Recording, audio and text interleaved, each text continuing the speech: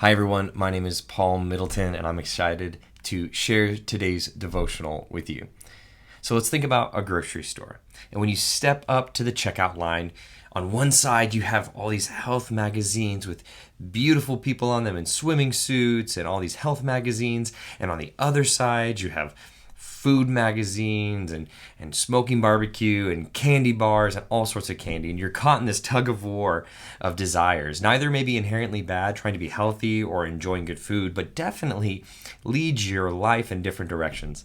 We'll see Paul talks about that and our desires and our actions in today's passage in Galatians chapter 5, verse 13. Here's what it says. He says, "You, my brothers and sisters, were called to be free.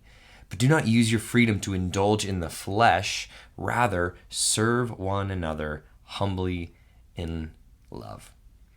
All right, so let's talk about what Paul means by the flesh. It's not something a word we typically use unless we're talking about zombies. But here what he's talking about, the flesh, he's talking about this primal instinct that all of us have inside of us for self-gratification.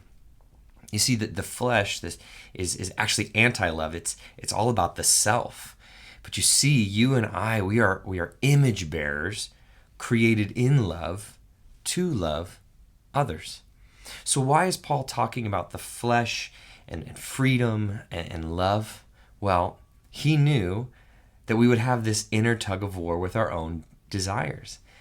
So think back to that grocery store checkout line. You're caught in between two very different desires, and you may see those magazines on the left that show you how you can lose those next or last 10 pounds and get you ready for swimsuit season and live a healthy life. And on the other side, you may just see how you might want to sit on the couch, watch the next great release on Netflix while enjoying some awesome smoked barbecue on your Traeger. And we're caught in between these two different desires. And all of this really boils down to what we've been given and what we have. It's called self-determining freedom.